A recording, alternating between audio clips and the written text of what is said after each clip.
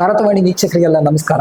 ಇವತ್ತು ನಮ್ಮ ಜೊತೆ ರಾಜೇಶ್ವರಿ ಇಂಟರ್ನ್ಯಾಷನಲ್ ಸ್ಕೂಲ್ನ ಸಂಸ್ಥಾಪಕರಾದಂತಹ ದೇವಿ ಪ್ರಸಾದ್ ಶೆಟ್ಟಿ ಅವರಿದ್ದಾರೆ. ಸರ್ ನಮಸ್ಕಾರ. ನಮಸ್ಕಾರ. ಮೊದಲನೇದಾಗಿ ನಾನು ಕೇಳಲಿಕ್ಕೆ ಇಷ್ಟಪಡುವಂಥದ್ದು, ಈ ರಾಜೇಶ್ವರಿ ಸ್ಕೂಲಿನ ಒಂದು ಪರಿಕಲ್ಪನೆ ಹೇಗೆ ಪ್ರಾರಂಭ ಆಯಿತು? ಈ ರಾಜೇಶ್ವರಿ ಎಜುಕೇಶನ್ ಫೌಂಡೇಶನ್ ನ ಪರಿಕಲ್ಪನೆ ಬಹಳ ಒಂದು ವಿಶೇಷವಾದಂತಹ ಪರಿಕಲ್ಪನೆ. ಬಹುಶಃ ಇದು ಇವತ್ತು ನಿನ್ನೆ ಅಂತಲ್ಲ, ಸುಮಾರು ಒಂದು 20-22 ವರ್ಷಗಳ ಒಂದು ಸುದೀರ್ಘ ಕನಸಿನ ಒಂದು ಸಾಕಾರ ರೂಪ ಅಂತ ಹೇಳಲಿಕ್ಕೆ ನಾನು ಇಚ್ಛೆ ಪಡ್ತಾ ಇದ್ದೇನೆ. ಈ ಊರಲ್ಲಿ ಇದು ನನ್ನ ಅಜ್ಜಿಯ ಊರು. ಇದು ಇಲ್ಲಿ ನಮಗೆ ಸುಮಾರು ಒಂದು 20 ಎಕರೆಯಷ್ಟು ಒಂದು ಜಾಗ ನಮ್ಮ ಅಜ್ಜಿಯ ಕಡೆಯಿಂದ ನಮಗೆ ಸಿಕ್ಕಿತ್ತು. ಇಲ್ಲಿ ಒಂದು ಶಾಲೆ ಮಾಡಬೇಕು ಅನ್ನುವಂತಹ ಒಂದು ಕಲ್ಪನೆ ಬಹಳ ಹಳೆಯ ನನ್ನ ಕನಸು. ಅದು ಈಗ ಸಾಕಾರ ರೂಪವನ್ನು ಪಡ್ಕೊಂಡಿದೆ. ಶಿಕ್ಷಣ ಅನ್ನುವಂಥದ್ದು ಒಂದು 4 ಗೋಡೆಗಳಿಗೆ ಸೀಮಿತ ಆಗದೆ ವಿದ್ಯಾರ್ಥಿಯ ವ್ಯಕ್ತಿತ್ವದ ಒಂದು ಸಂಪೂರ್ಣ ವಿಕಸನಕ್ಕೆ ಪೂರಕವಾಗಿರ್ಬೇಕನ್ನುವಂತಹ ಕನಸಿನೊಂದಿಗೆ ಈ ವಿದ್ಯಾಸಂಸ್ಥೆಯನ್ನು ಪ್ರಾರಂಭ ಮಾಡಿದ್ದೇವೆ. ಆ ನಿಟ್ಟಿನಲ್ಲಿ ಕಳೆದ ವರ್ಷ ಫಸ್ಟ್ ಸ್ಟ್ಯಾಂಡರ್ಡ್ ಇಂದ PUC ವರೆಗೆ ನಾವು ಪ್ರಾರಂಭ ಮಾಡಿದ್ವಿ. ಈ ವರ್ಷ LKG ಮತ್ತು UKG ಅದಕ್ಕೆ ಸೇರ್ಪಡೆ ಆಗಿದೆ. ಕಳೆದ ವರ್ಷ ಒಟ್ಟು ಸುಮಾರು 400ರಷ್ಟು ವಿದ್ಯಾರ್ಥಿಗಳು ನಮಗೆ ಅಡ್ಮಿಷನ್ ಆಗಿದ್ರು. ಅದರಲ್ಲಿ ಸುಮಾರು 300ರಷ್ಟು ವಿದ್ಯಾರ್ಥಿಗಳು ಹಾಸ್ಟೆಲಿಗೆ ಕರ್ನಾಟಕದ ಬೇರೆ ಬೇರೆ ಜಿಲ್ಲೆಗಳಿಂದ ಮತ್ತು ಭಾರತದ ಒಂದು 2-3 ರಾಜ್ಯಗಳಿಂದ ಕೂಡ ವಿದ್ಯಾರ್ಥಿಗಳು ನಮ್ಮಲ್ಲಿ ಆಗಮಿಸಿದ್ರು. ಈ ವರ್ಷ ಸುಮಾರು 460ರಷ್ಟು ವಿದ್ಯಾರ್ಥಿಗಳು ಈ ವರ್ಷ ಹೊಸದಾಗಿ ನಮ್ಮ ವಿದ್ಯಾಸಂಸ್ಥೆಗೆ ಸೇರ್ಪಡೆಯಾಗಿದ್ದಾರೆ. ಈಗ ನಮ್ಮಲ್ಲಿ ಸ್ಕೂಲಲ್ಲಿ ಸುಮಾರು ಒಂದು 500ರಷ್ಟು ವಿದ್ಯಾರ್ಥಿಗಳು, ಅದೇ ರೀತಿ PUCಯಲ್ಲಿ ಸುಮಾರು 220 ವಿದ್ಯಾರ್ಥಿಗಳು ನಮ್ಮಲ್ಲಿ ವ್ಯಾಸಂಗ ಮಾಡ್ತಾ ಇದ್ದಾರೆ.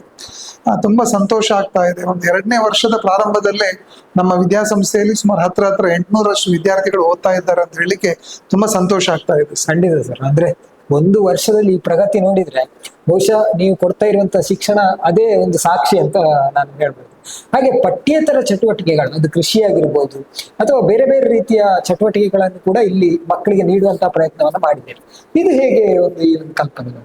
ಇಲ್ಲಿ ನಾವು 2 ರೀತಿಯ ಒಂದು ಯೋಜನೆಯನ್ನು ಮಾಡಿದ್ದೇವೆ ಸರ್. ಒಂದು ತರಗತಿಯ ಕೋಣೆಯ ಒಳಗೆ ನಡೆಯುವಂತಹ ಶಿಕ್ಷಣ. ಅದರಲ್ಲಿ ನಮ್ಮ ನಾಡಿನ ಅತ್ಯಂತ ಶ್ರೇಷ್ಠ ಶಿಕ್ಷಕರ ಒಂದು ದೊಡ್ಡ ತಂಡ ಕೆಲಸ ಮಾಡ್ತಾ ಇದೆ. ಅಲ್ಲಿ ಒಳ್ಳೆಯ ಭಾಷೆ, ಒಳ್ಳೆಯ ಸೈನ್ಸ್, ಒಳ್ಳೆಯ ಮ್ಯಾಥ್ಸ್, ಅದೇ ರೀತಿ ಬೇರೆ ಬೇರೆ ಹ್ಯುಮ್ಯಾನಿಟೀಸ್ ಸಂಬಂಧಪಟ್ಟಂತಹ ಸಬ್ಜೆಕ್ಟ್ಸ್ ಇರ್ಬೋದು, ಎಲ್ಲವನ್ನು ಕೂಡ ಒಂದು ಶ್ರೇಷ್ಠ ಮಟ್ಟದಲ್ಲಿ ನಮ್ಮ ವಿದ್ಯಾರ್ಥಿಗಳಿಗೆ ಕೊಡ್ಬೇಕನ್ನುವಂತಹ ಪ್ರಯತ್ನ ಇವತ್ತು ನಡೀತಾ ಇದೆ. ಅದು ತುಂಬಾ ಸಕ್ಸಸ್ಫುಲ್ ಆಗಿ ನಡೀತಾ ಇದೆ. ಇನ್ನು PUCಗೆ ಬಂದಾಗ ನಿಮ್ಗೆ ಗೊತ್ತಿದೆ, ಇವತ್ತು PUC ಅನ್ನುವಂಥದ್ದು ಅತ್ಯಂತ ವಿಶೇಷವಾಗಿ ಒಂದು ನಡೀತಾ ಇರುವಂತಹ ಕೋರ್ಸ್. ಎಲ್ಲ ಪೇರೆಂಟ್ಸಿಗೆ PUCಯಲ್ಲಿ ತಮ್ಮ ಮಕ್ಕಳು ಒಳ್ಳೆಯ ಮಾರ್ಕ್ಸ್ ತಗೊಳ್ಬೇಕು, CET, NEET, JEE ಅಂತಹ ಒಂದು ಕಾಂಪಿಟೇಟಿವ್ ಎಕ್ಸಾಮ್ಸ್ ಅಲ್ಲಿ ತಮ್ಮ ಮಕ್ಕಳು ರ್ಯಾಂಕ್ ತಗೊಳ್ಬೇಕು ಅನ್ನುವಂತಹ ಒಂದು ಬಹಳಷ್ಟು ದೊಡ್ಡ ಕನಸು ಎಲ್ಲ ಪೇರೆಂಟ್ಸಿಗಿದೆ ಮತ್ತು ಮಕ್ಕಳಿಗೆ ಕೂಡ ಇದೆ. ಆ ಹಿನ್ನೆಲೆಯಲ್ಲಿ PUCಯಲ್ಲಿ ಕೂಡ ಒಂದು ಒಳ್ಳೆಯ ಶಿಕ್ಷಕರ ತಂಡ ನಮ್ಮಲ್ಲಿ ಕೆಲಸ ಮಾಡ್ತಾ ಇದೆ. ಅದು ರೆಗ್ಯುಲರ್ ಆಗಿರುವಂತಹ PUC ಸಿಲೆಬಸ್ ಇರಬಹುದು ಮತ್ತು ಅದಕ್ಕೆ ಸಂಬಂಧಪಟ್ಟಂತಿರುವಂತಹ ಕಾಂಪಿಟೇಟಿವ್ ಎಕ್ಸಾಮ್ಸ್ ಇರ್ಬೋದು, CET, NEET, JEE ಅಂತ ಕಾಂಪಿಟೇಟಿವ್ ಎಕ್ಸಾಮ್ಸ್ ಇರ್ಬೋದು. ಇದು ಎರಡನ್ನು ಕೂಡ ತುಂಬಾ ಸುಂದರವಾಗಿ ಬ್ಯಾಲೆನ್ಸ್ ಮಾಡ್ಕೊಂಡು ನಡೆಸ್ತಾ ಇದ್ದೇವೆ. ಒಂದು ಶ್ರೇಷ್ಠ ಶಿಕ್ಷಕರ ತಂಡ ಆ ನಿಟ್ಟಿನಲ್ಲಿ ನಿರಂತರವಾಗಿ ಕೆಲಸ ಮಾಡ್ಕೊಂಡು ಬರ್ತಾ ಇದೆ. ಇದು ಅಕಾಡೆಮಿಕ್ ಸಂಬಂಧಪಟ್ಟಂತೆ. ಇನ್ನು ಕ್ರೀಡಾ ಚಟುವಟಿಕೆಗಳು, ನಾನು ಅನ್ಕೊಂಡದ್ದೇನು ಅಂತ ಹೇಳಿದ್ರೆ, ಒಬ್ಬ ವಿದ್ಯಾರ್ಥಿ ಸೈನ್ಸ್, ಮ್ಯಾಥ್ಸ್, ಇಂಗ್ಲಿಷ್ ಅಂತ ಸಬ್ಜೆಕ್ಟಿಗೆ ಎಷ್ಟು ಮಹತ್ವ ಕೊಡ್ತಾನೋ ಅಷ್ಟೇ ಮಹತ್ವವನ್ನು ಕ್ರೀಡೆ ಮತ್ತು ಸಾಂಸ್ಕೃತಿಕ ಚಟುವಟಿಕೆಗಳಿಗೆ ಕೂಡ ಕೊಡ್ಬೇಕು ಅನ್ನುವಂಥದ್ದು ನನ್ನ ಒಂದು ಕಲ್ಪನೆ ಇರುವಂಥದ್ದು. ಆ ನಿಟ್ಟಿನಲ್ಲಿ ತಾವು ಈಗಾಗಲೇ ನಮ್ಮ ಕ್ಯಾಂಪಸ್ ಅನ್ನು ಸುತ್ತಾಡಿದ್ದೇವೆ. ವಿಶಾಲವಾದಂತಹ 2 ಮೈದಾನಗಳನ್ನು ನಾವು ನಮ್ಮ ಕ್ಯಾಂಪಸ್ ಅಲ್ಲಿ ನಿರ್ಮಾಣ ಮಾಡಿದ್ದೇವೆ. ಅದೇ ರೀತಿ ಒಂದು ವಿಶಾಲವಾದಂತಹ ಸುಮಾರು 1,500 ಜನರು ಕೂತ್ಕೊಳ್ಬಹುದಾದಂತಹ ಬಯಲು ರಂಗಮಂದಿರವನ್ನು ನಿರ್ಮಾಣ ಮಾಡಿದ್ದೇವೆ. ಸುಮಾರು 800ರಿಂದ 850 ಜನ ಕೂತ್ಕೊಳ್ಬಲ್ಲಂತಹ ಒಂದು ಸಭಾಂಗಣವನ್ನು ಕೂಡ ನಾವು ಮಾಡಿದ್ದೇವೆ. ಸೊ ಇದರ ಮುಖಾಂತರ ನಿರಂತರವಾಗಿ ಮಕ್ಕಳಿಗೆ ಸಾಂಸ್ಕೃತಿಕವಾಗಿರುವಂತಹ ಚಟುವಟಿಕೆಗಳನ್ನು ಕೊಡುವಂಥದ್ದು, ಬೇರೆ ಬೇರೆ ನೈತಿಕವಾಗಿ ಮಕ್ಕಳಲ್ಲಿ ಸಂಸ್ಕಾರವನ್ನು, ಸಂಸ್ಕೃತಿಯನ್ನು ಉನ್ನತೀಕರಿಸುವಂತಹ ಪ್ರಕ್ರಿಯೆಗೂ ಬೇಕಾದಂತಹ ಪ್ರವಚನಗಳು, ಭಾಷಣಗಳು, ಈ ರೀತಿಯ ಕಾರ್ಯಕ್ರಮಗಳನ್ನು ಮಾಡುವಂಥದ್ದು. ಜೊತೆಗೆ ವಾರದಲ್ಲಿ 2 ದಿವಸ ಸಂಗೀತ ಮತ್ತು ನೃತ್ಯಕ್ಕೆ ಸಂಬಂಧಪಟ್ಟಂತಹ ಬೇರೆ ಬೇರೆ ಕ್ಷೇತ್ರದ ತರಬೇತಿಯನ್ನು ಕೂಡ ನಾವು ಕೊಡ್ತಾ ಇರುವಂತದ್ದನ್ನು ನಾವು ಮಾಡ್ತಾ ಇದ್ದೇವೆ. ಈ ರೀತಿ ನಮ್ಮ ಕಲ್ಪನೆ ಇದೆ. ಅದರ ಜೊತೆಗೆ ನೀವು ಹೇಳಿದ ಹಾಗೆ ಕೃಷಿ, ಇವತ್ತು ರೈತ ನಮ್ಮ ದೇಶದ ಬೆನ್ನೆಲುಬು ಅಂತ ನಾವು ಕರಿತೇವೆ. ಅದು ಕೇವಲ ಒಂದು ಮಾತಿಗೆ ಸೀಮಿತ ಆಗಬಾರ್ದು. ರೈತನಿಗೆ ಒಂದು ನಿಜವಾದಂತಹ ಗೌರವ ಸಿಗ್ಬೇಕು. ಜೊತೆಗೆ ಇವತ್ತು ಪರಿಸ್ಥಿತಿ ಏನಾಗಿದೆ ಅಂತ ಹೇಳಿದ್ರೆ, ತನ್ನ ಗ್ರಾಮದಲ್ಲಿ ತನ್ನ ತಂದೆ ತಾಯಿಯಿಂದ ಬಳುವಳಿಯಾಗಿ ಬಂದಂತಹ 10 ಎಕರೆ, 15 ಎಕರೆ, 20 ಎಕರೆ ಜಮೀನಿರುವಂತಹ ಒಬ್ಬ ಹುಡುಗ ಇವತ್ತು ಅದೆಲ್ಲವನ್ನು ಬಿಟ್ಟು ಬೆಂಗಳೂರು, ಮುಂಬೈನ ಇರುವಂತಹ ಮಹಾನಗರಗಳಿಗೆ ಹೋಗಿ 15,000, 20,000, 30,000ಕ್ಕೆ ದುಡಿಯುವಂತಹ ಪರಿಸ್ಥಿತಿಯನ್ನು ನಾವು ನೋಡ್ತಾ ಇದ್ದೇವೆ. ನನ್ನ ಒಂದು ಕನಸಿರುವಂತದ್ದು, ಯಾರಿಗೆ ಆ ತರ ಒಂದು ಕುಟುಂಬದ ಬಳುವಳಿಯಾಗಿ ಬಂದಿರುವಂತಹ ಭೂಮಿ ಇದೆ ಅಥವಾ ಜಮೀನಿದೆ, ಆ ತರದವರು ಎಜುಕೇಶನ್ ಜೊತೆಗೆ ಒಂದು ಕೃಷಿಯ ಬಗ್ಗೆ ಒಂದು ಕಲ್ಪನೆಯನ್ನು ಇಲ್ಲಿ ಪಡ್ಕೊಳ್ಬೇಕು ಮತ್ತು ಕೃಷಿಯಿಂದ ಕೂಡ ಒಂದು ಒಳ್ಳೆಯ ಬದುಕನ್ನು ಸಾಧಿಸ್ಲಿಕ್ಕೆ ಸಾಧ್ಯ ಇದೆ ಅನ್ನುವಂಥ ಒಂದು ಆತ್ಮವಿಶ್ವಾಸ ಆತನಲ್ಲಿ ಬೆಳಿಬೇಕು ಅನ್ನುವಂತಹ ನಿಟ್ಟಿನಲ್ಲಿ ನಾವು ಎಲ್ಲ ವಿದ್ಯಾರ್ಥಿಗಳಿಗೆ ವರ್ಷದಲ್ಲಿ 20 ದಿವಸ ಕೃಷಿ, ಹೈನುಗಾರಿಕೆ, ಮೀನು ಸಾಕಾಣಿಕೆ, ಅದರ ಜೊತೆಗೆ ಕುರಿ ಸಾಕಾಣಿಕೆ ಇರ್ಬೋದು ಅಥವಾ ಕೋಳಿ ಸಾಕಾಣಿಕೆ ಇರ್ಬೋದು, ಇದೆಲ್ಲದರಲ್ಲಿ ಕೂಡ ಕನಿಷ್ಠ 20 ದಿವಸ ವಿಶೇಷವಾದಂತಹ ತರಬೇತಿಯನ್ನು ಕೊಡುವಂತಹ ಕೆಲಸ ಕೂಡ ನಮ್ಮ ಕ್ಯಾಂಪಸ್ ಅಲ್ಲಿ ನಡೀತಾ ಇದೆ.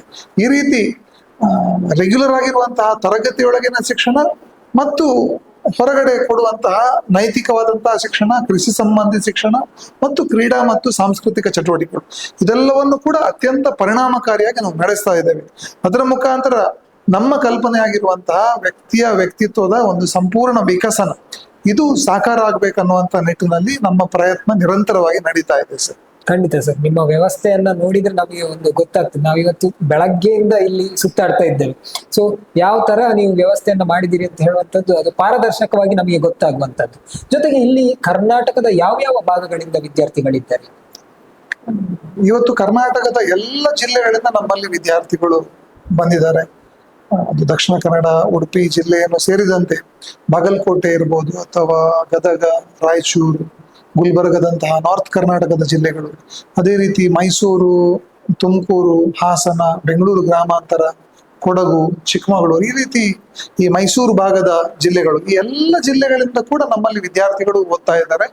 ಇದೊಂದು ನನಗನ್ಸುತ್ತೆ ಒಂದು ಯೋಗಾನುಯೋಗ ಅಂತ ನಾನು ಭಾವಿಸ್ತೇನೆ. ಪ್ರಥಮ ವರ್ಷದಲ್ಲೇ 300-305ರಷ್ಟು ವಿದ್ಯಾರ್ಥಿಗಳು ಕರ್ನಾಟಕದ ಎಲ್ಲ ರಾಜ್ಯಗಳಿಂದ ಬಂದಿದ್ರು. ಇದು ಈ ಯಶಸ್ಸಿಗೆ ನಾನು ಒಬ್ಬನೇ ಕಾರಣ ಅಂತ ನಾನು ಹೇಳಲಿಕ್ಕೆ ಇಚ್ಛೆ ಪಡೋದಿಲ್ಲ. ಈ ಯಶಸ್ಸಿನ ಹಿಂದೆ ನಮ್ಮ ಶಿಕ್ಷಕರು, ನಮ್ಮ ಶಿಕ್ಷಕೇತರ ಸಿಬ್ಬಂದಿಗಳು, ನನ್ನ ಸ್ನೇಹಿತರ ಒಂದು ದೊಡ್ಡ ಬಳಗ, ನಾನು ಕೆಲಸ ಮಾಡ್ತಾ ಇರುವಂತಹ ಸಂಘಟನೆಯಲ್ಲಿರುವಂತಹ ನನ್ನ ಹಿತೈಷಿಗಳ ಒಂದು ಪ್ರಯತ್ನ, ಇದೆಲ್ಲವೂ ಸೇರಿ ಈ ಒಂದು ಯಶಸ್ಸು ಆಗಿದೆ ಅಂತ ನಾನು ಭಾವಿಸ್ತಾ ಇದ್ದೇನೆ. ನನಗೆ ಬಹಳಷ್ಟು ಸಂತೋಷ ಆಗ್ತಾ ಇರುವಂತದ್ದು ನನ್ನ ಶಿಕ್ಷಕರು ಮತ್ತು ಶಿಕ್ಷಕೇತರ ಸಿಬ್ಬಂದಿಗಳ ಕೆಲಸದ ಬಗ್ಗೆ. ಇವತ್ತು ನಾನೇನು ಅವರನ್ನ ನಿರೀಕ್ಷೆ ಮಾಡ್ತಾ ಇದ್ದೇನೆ ಅದಕ್ಕಿಂತ ಒಂದಷ್ಟು ಪಟ್ಟು ಹೆಚ್ಚು ಕೆಲಸವನ್ನು ಅವ್ರು ಮಾಡ್ತಾ ಇದ್ದಾರೆ. ಹಾಗಾಗಿ ಇವತ್ತು ನಮ್ಮಲ್ಲಿ ಈ ತರದೊಂದು ಡಿಸಿಪ್ಲಿನ್ ಇರ್ಬೋದು ಅಥವಾ ಈ ತರದ ಒಂದು ಅಕಾಡೆಮಿಕ್ ಅಟ್ಮಾಸ್ಫಿಯರ್ ಇರ್ಬೋದು, ಇದೆಲ್ಲವನ್ನು ತರೋದಕ್ಕೆ ಸಾಧ್ಯ ಆಗಿದೆ. ಹಾಗಾಗಿ ಬರುವಂತ ವರ್ಷದಲ್ಲಿ ಒಂದು ಒಳ್ಳೆಯ ರಿಸಲ್ಟ್ ಅನ್ನು ಕೊಡ್ತೇವೆ ಅನ್ನುವಂತಹ ವಿಶ್ವಾಸ ಕೂಡ ನನಗೆ ಇದೆ. ಇವತ್ತು ಸೆಕೆಂಡ್ PUC ಯಲ್ಲಿ ಈ ವರ್ಷ ನಮ್ಮ ಹತ್ರ ಸುಮಾರು 78 ವಿದ್ಯಾರ್ಥಿಗಳು ನಮ್ಮಲ್ಲಿ ಓದ್ತಾ ಇದ್ದಾರೆ. ಅದರಲ್ಲಿ ಸುಮಾರು ಒಂದು 50 ವಿದ್ಯಾರ್ಥಿಗಳು ಸೈನ್ಸ್ ಸ್ಟ್ರೀಮ್ ಅಲ್ಲಿ ಇದ್ದಾರೆ. ನನಗೆ ವಿಶ್ವಾಸ ಇದೆ ಈ ವರ್ಷ CET ಇರ್ಬೋದು, ನೀಟ್ ಇರ್ಬೋದು ಅಥವಾ JEE ಇರ್ಬೋದು, ಇದರಲ್ಲಿ ಖಂಡಿತ ನಾವು ಒಂದು ಗರಿಷ್ಠ ಸಾಧನೆಗಳನ್ನು ಮಾಡಲಿಕ್ಕೆ ನಮ್ಮ ಪ್ರಯತ್ನ ನಡೀತಾ ಇದೆ. ಅದೇ ರೀತಿ ಕಾಮರ್ಸ್ ವಿಭಾಗದಲ್ಲಿ ರೆಗ್ಯುಲರ್ ಕಾಮರ್ಸ್ ಎಜುಕೇಶನ್ ಜೊತೆಗೆ CA ಮತ್ತು CS ಫೌಂಡೇಶನ್ ಕೋಚಿಂಗ್ ಕ್ಲಾಸಸ್ ಕೂಡ ನಡೀತಾ ಇದೆ. ಅದರಲ್ಲಿ ಕೂಡ ಒಂದು 5-6 ವಿದ್ಯಾರ್ಥಿಗಳಿಗೂ ಆದ್ರೂ ಕೂಡ ಈ ಸರ್ತಿ ಫೌಂಡೇಶನ್ ಕಂಪ್ಲೀಟ್ ಮಾಡ್ತಾರೆ ಅನ್ನುವಂತಹ ವಿಶ್ವಾಸ ನಮ್ಮಲ್ಲಿದೆ. ಆ ಮಟ್ಟಿನ ಒಂದು ಪ್ರಯತ್ನ ನಮ್ಮ ಶಿಕ್ಷಕರಿಂದ ನಡೀತಾ ಇದೆ. ವಿದ್ಯಾರ್ಥಿಗಳು ಕೂಡ ಚೆನ್ನಾಗಿ ಪ್ರಯತ್ನ ಮಾಡ್ತಾ ಇದ್ದಾರೆ. ನನಗೆ ಭಾರಿ ಸಂತೋಷ ಆಗಿದ್ದು, ಸಾಮಾನ್ಯವಾಗಿ ಒಂದು ಹೊಸ ಶಾಲೆ ಅಂದ ತಕ್ಷಣ ತುಂಬಾ ಜನ ಡಿಸ್ಟರ್ಬ್ಡ್ ವಿದ್ಯಾರ್ಥಿಗಳೆಲ್ಲ ಬಂದು ಸೇರ್ತಾರೆ. ನಮಗೆಲ್ಲ ಒಂದು ಅನಿವಾರ್ಯ ಇರ್ತದೆ, ನಮ್ಗೊಂದು ನಂಬರ್ ಬೇಕಾಗಿರುತ್ತೆ. ಅದಕ್ಕೋಸ್ಕರ ಬಂದಂತ ಎಲ್ಲ ವಿದ್ಯಾರ್ಥಿಗಳನ್ನು ತಗೊಳ್ಬೇಕಾದಂತಹ ಒಂದು ಅನಿವಾರ್ಯತೆ ನಮಗಿರುತ್ತೆ. ಆದ್ರೆ ಭಗವಂತನ ಕೃಪೆಯಿಂದ ನಮಗೆ ಕಳೆದ ವರ್ಷ ಬಂದಂತಹ ಎಲ್ಲ ವಿದ್ಯಾರ್ಥಿಗಳು ಒಳ್ಳೆಯ ಮನಸ್ಸಿನ ವಿದ್ಯಾರ್ಥಿಗಳು ಬಂದಿದ್ದಾರೆ. ಇಡೀ ವರ್ಷದಲ್ಲಿ ಒಂದೇ ಒಂದು ವಿದ್ಯಾರ್ಥಿಯನ್ನು ಸಸ್ಪೆಂಡ್ ಮಾಡಬೇಕಾದಂತಹ ಅಥವಾ ಕಾಲೇಜಿಂದ ಹೊರಗಡೆ ಕಳಿಸ್ಬೇಕಾದಂತಹ ಪರಿಸ್ಥಿತಿ ನಿರ್ಮಾಣ ಆಗಿಲ್ಲ. ಸೊ ಆ ಮಟ್ಟಿನ ಒಂದು ಒಳ್ಳೆಯ ವಿದ್ಯಾರ್ಥಿಗಳು, ಒಂದು ಒಳ್ಳೆಯ ವಿದ್ಯಾರ್ಥಿಗಳ ತಂಡ ನಮ್ಮ ಜೊತೆ ಇವತ್ತು ಸೇರ್ಕೊಂಡಿದೆ. ಹಾಗಾಗಿ ವಿದ್ಯಾರ್ಥಿಗಳು, ಶಿಕ್ಷಕರು, ನಾವು ಮತ್ತು ಪೇರೆಂಟ್ಸ್ ನಾವೆಲ್ಲರೂ ಒಂದು ಒಮ್ಮನಸ್ಸಿನಿಂದ ನಮ್ಮ ಪ್ರಯತ್ನಗಳನ್ನು ಮಾಡ್ತಾ ಇದ್ದೇನೆ. ಖಂಡಿತ ದೇವರು ಒಂದು ಒಳ್ಳೆಯ ಸಕ್ಸಸ್ ಕೊಡ್ತಾರೆ ಅನ್ನುವಂತಹ ವಿಶ್ವಾಸ ನಮ್ಮೆಲ್ಲರ ಮನಸ್ಸಿನಲ್ಲಿದೆ. ಭಗವಂತ ಎಲ್ರಿಗೂ ಕೂಡ ಒಂದು ಯಶಸ್ಸನ್ನು ಕೊಡ್ಲಿ ಅಂತ ಹೇಳಿ ಈ ಸಂದರ್ಭದಲ್ಲಿ ನಾನು ಆಶಯವನ್ನು ವ್ಯಕ್ತಪಡಿಸ್ತಾ ಇದ್ದೇನೆ ಸರ್. ಖಂಡಿತ ಸರ್.